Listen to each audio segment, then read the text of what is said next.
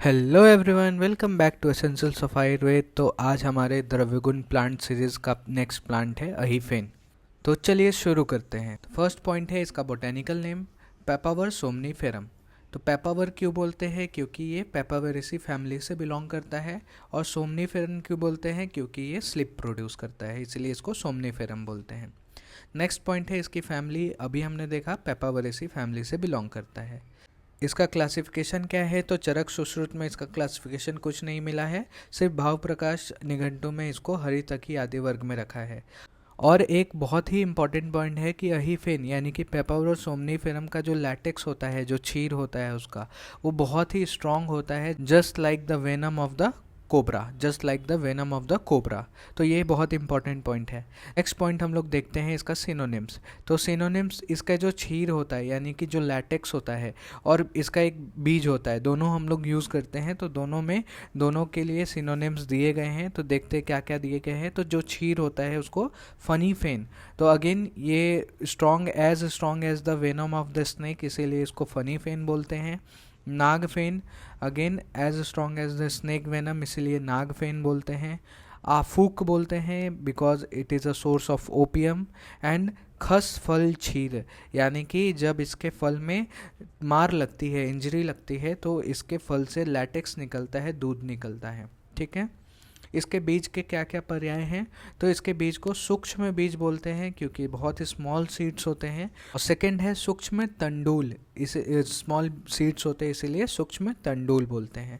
Next point है हमारा regional name. तो रीजनल नेम में इंग्लिश में इसको ओपियम या फिर पॉपी सीड्स बोलते हैं, हिंदी में इसको खसखस बोलते हैं, और मराठी में भी इसको हम लोग खसखस बोलते हैं। ठीक है। नेक्स्ट पॉइंट है हमारा हैबिटेट का। तो इंडिया में इट इज़ कल्टिवेटेड इन उत्तर प्रदेश, राजस्थान, मध्य प्रदेश और बिहार। ठीक है। नेक्स्ट पॉइंट है हमारा एक्सटर्नल मॉर्फोलॉजी। अभी हम देखेंगे अहीफेन का स्वरूप या फिर मॉर्फोलॉजी। ये जो टाइप है वो आया है एनुअल हब विथ लेटेक्स। इसका जो रूट होता है वो होता है tap root which is branch. Stem देखेंगे तो वो होता है erect, herbaceous, green, cylindrical, hairy with latex. Leaf देखेंगे तो वो होता है simple, alternate, sessile, sheathing base, exstipulate, lobe, unicostate, reticular leaf. तो ये सिंपल लीफ होता है। ब्रांच पे हम लोग देख सकते हैं तो ऑल्टरनेटली प्रेजेंट है। ससाइल है मतलब इसका जो पीटियोल है that is absent. Sheeting base मतलब इसका जो बेस है that covers the stem. Exstipulate मतलब इसके एक्साइल पे स्टिप्यूल्स नहीं होंगे। लोब्ड होता है, लोब्स दिख सकते हैं हम लोग। यूनिकॉस्टेड मतलब एक खाली मिड रिप होगी मेन, और लेटरल ब्रांचेस नहीं प्रेजेंट है। इनफ्लोरेसेंस देखेंगे तो है सॉलिटरी, टर्मिनल, काइमोस। सॉलिटरी मतलब single flower is present. Terminal, cymose, terminal मतलब at the end apex part पे एक फ्लावर प्रेजेंट होता है। वो फ्लावर होता है वो होता है pedicellate, actinomorphic, bisexual, complete flower, hypogynous, large, showy, red and white colour. इसका जो फ्रूट होता है स्मॉल, व्हाइट और ब्लैक। नेक्स्ट पॉइंट है हमारा वेराइटीज़। तो इसके क्या क्या वेराइटीज़ मिलते हैं? तो according to the colour of flower, Raj Nighantu और निघंटु रत्नाकर में इसके 4 टाइप बताए हैं according to colour of flower: श्वेत, पित्त, कृष्ण और चित्र। श्वेत यानी कि इसके फ्लावर वाइट होंगे, पित्त यानी कि येलो फ्लावर वाला, कृष्ण यानी ब्लैक फ्लावर वाला, और चित्र यानी कि मल्टी कलर्ड, सभी कलर मिक्स होंगे उसमें। ठीक है। नेक्स्ट इसके एक्शन के बेसिस पे, तो जारन, मारन, धारन और सारन। तो जारन क्यों बोला? क्योंकि ये फूड को डाइजेस्ट करता है। मारन क्यों बोला? क्योंकि ये फैटल हो सकता है हाई डोज में। और धारन क्यों बोला? क्योंकि मेंटेन्स द हेल्थ। एंड सारन बोलते हैं क्योंकि it evacuates the waste product from the body. ठीक है।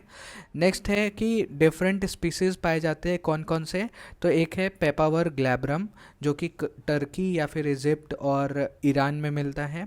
सेकंड है पेपावर एल्बम जो कि इंडिया और यूगोस्लाविया में मिलता है। तो सेकंड वाला तो याद ही रहे, अच्छा है क्योंकि भारत में मिलता है पेपावर एल्बम। नेक्स्ट है हमारा पेपावर नाइग्रम जो कि कल्टीवेट किया जाता है साउदर्न यूरोप में। और लास्ट है हमारा papaver setigerum, it is wild variety and found in the south Europe. ठीक है। देखते हैं इसके क्या पार्ट यूज़ करते हैं मेडिसिनल यूज़ के लिए। तो क्षीर यानी कि जो उसका लैटेक्स निकलता है और उसका बीज, ये दोनों हम लोग यूज़ करते हैं। जो क्षीर और बीज होता है ना, इन दोनों का जो गुण होता है और कर्म होता है, दोनों अलग अलग होता है, एकदम अपोजिट। तो रस पंचक में हम लोग देखेंगे। तो नेक्स्ट पॉइंट है हमारा रस पंचक। तो रस पंचक हम लोग इसमें 3 दिया हुआ है। निर्यास यानी कि जो लैटेक्स है हमारा, लैटेक्स का, फल त्वक का हमें नहीं इम्पॉर्टेंट है, बीज का और निर्यास का, ये दोनों का रस पंचक इम्पॉर्टेंट है। तो सबसे पहले निर्यास का देखते हैं। ये तिक्त रस का होता है, गुण इसका रुक्ष उष्ण होता है, विपाक इसका कटु होता है, वीर्य इसका उष्ण होता है और प्रभाव से ये मादक होता है। मादक मतलब इंटॉक्सिकेशन कॉज करता है, ठीक है।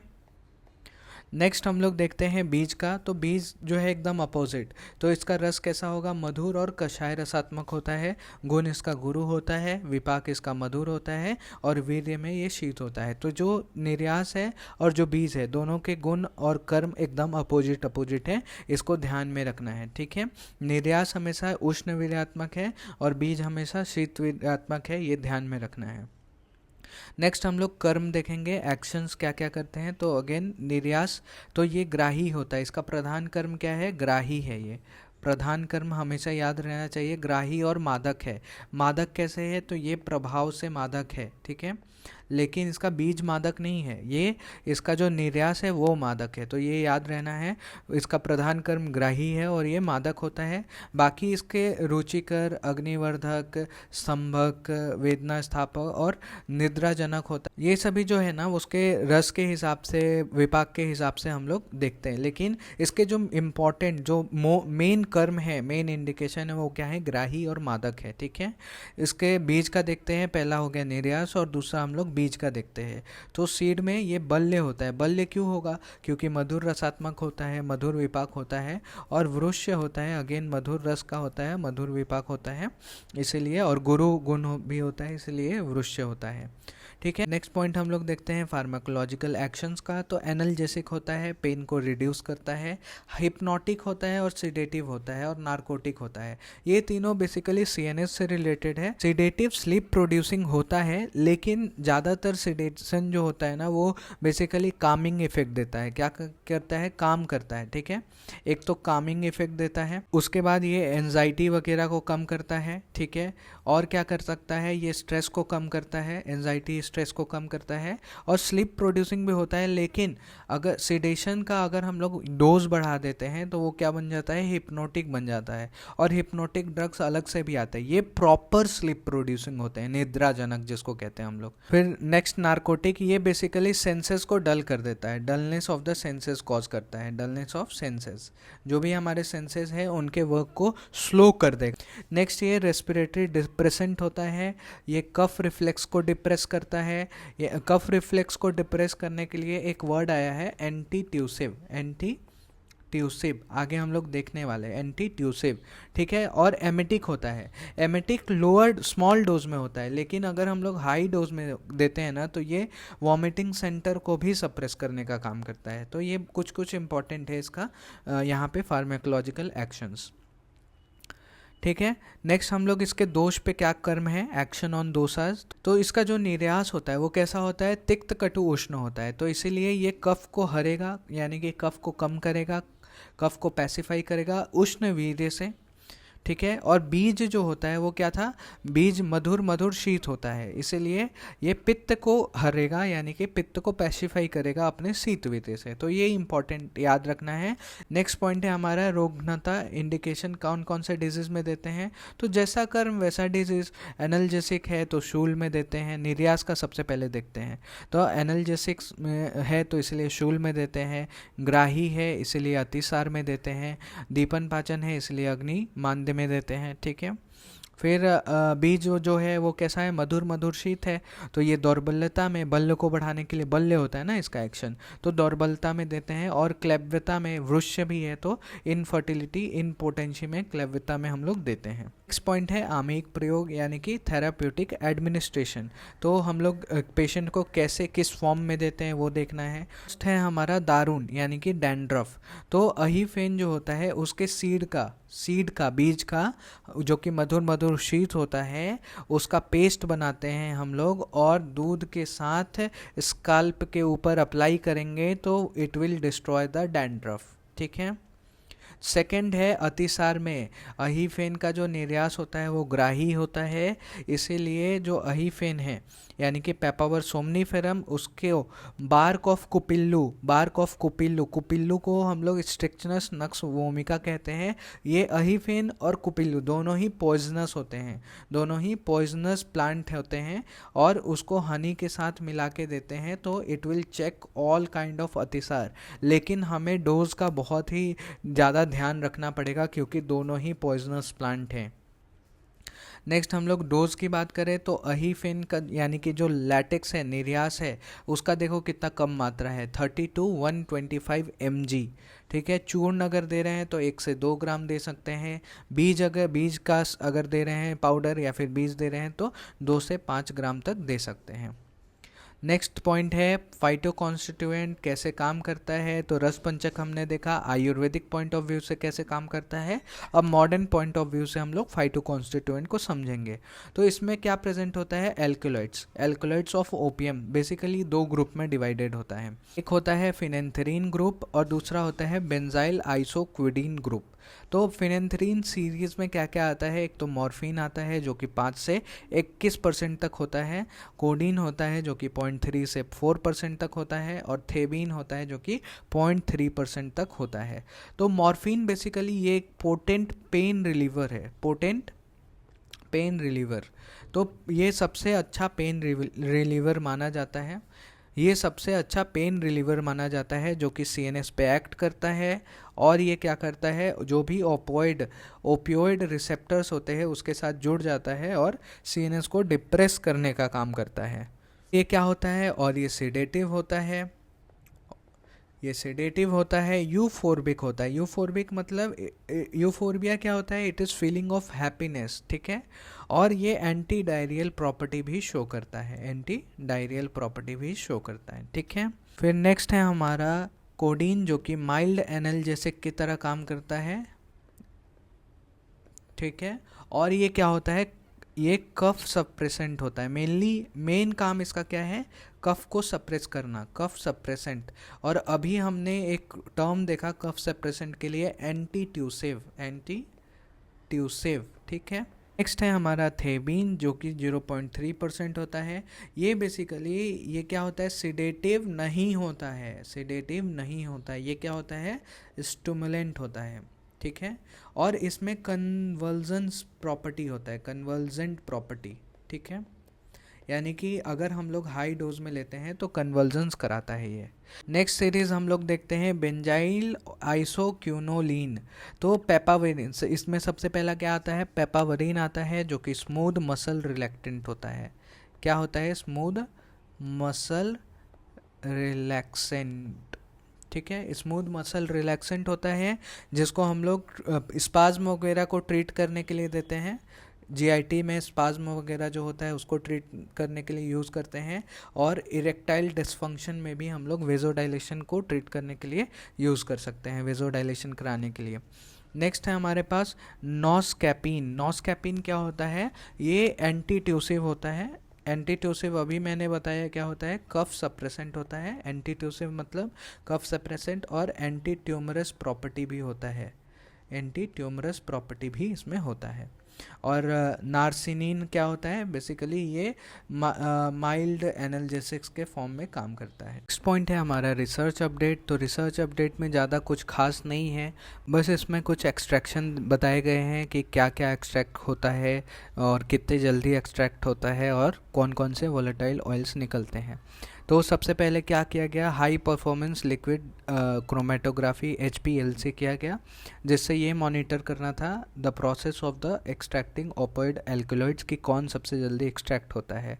तो हाई फ्लो रेट के कारण जो 4 प्रीडोमिनेंट एल्कलॉइड जो हैं वो लेस दैन 2 मिनट्स में डिटरमाइन हो गए थे। कौन कौन से, मॉर्फिन, कोडीन, ओरीपेविन और थेबेसिन। ओरीपेविन बेसिकली एक नया ओपियम एल्कलॉइड है। ठीक है। नेक्स्ट में एक सॉलिड फेज माइक्रो एक्सट्रैक्शन का यूज़ किया गया था to study the volatile compounds of the several seeds oil sample from the papaver somniferum. इसमें एनालिसिस किया गया था वोलेटाइल कंपाउंड्स का, ट्राइग्लिसराइड्स का ऑफ द सीड ऑयल्स जो कि डिफरेंट पॉपी वेराइटीज से एक्सट्रैक्टेड था। नेक्स्ट है जो पेपावर सोमनीफेरम से जो एलर्जी होता है, it is mediated by the IgE mediated mechanism, not bye pharmacological और toxic effect of the alkaloids और पॉलीफिनॉल्स। और जो ऑक्यूपेशनल अस्थमा जो है वो भी कॉज होता है पेपावर सोमनीफेरम से। नेक्स्ट है ओरीपेविन जो कि एक नया ओपियम एल्कलॉइड है, वो आइसोलेट किया गया था dried capsule of a variety of the papaver somniferum which is cultivated in the Tasmania. ठीक है, नेक्स्ट पॉइंट हम लोग देखते हैं फॉर्मुलेशन, कौन कौन से इंपॉर्टेंट फॉर्मुलेशंस है। तो अहिफेन आसो जो कि यूज़ करते हैं हम लोग अतिसार या फिर विसूचिका में।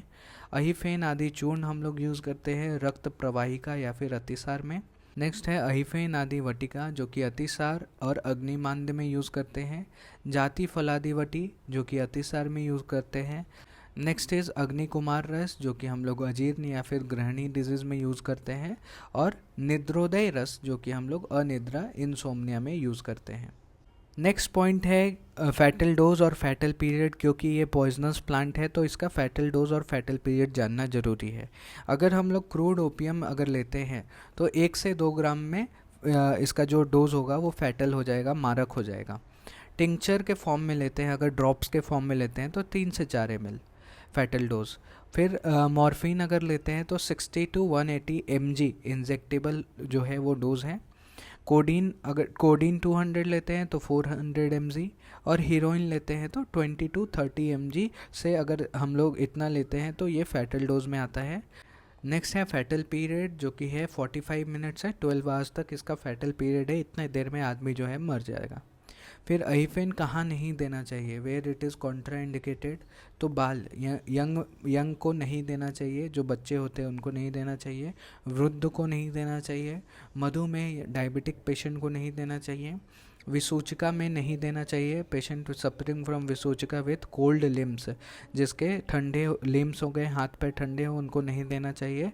फिर नेक्स्ट है श्लेष्मिका कास में नहीं देना चाहिए, कफ कॉज ड्यू टू द कफ दोष। फिर वृक्क शोथ यानी कि किडनी के इन्फ्लामेशन में नहीं देना चाहिए।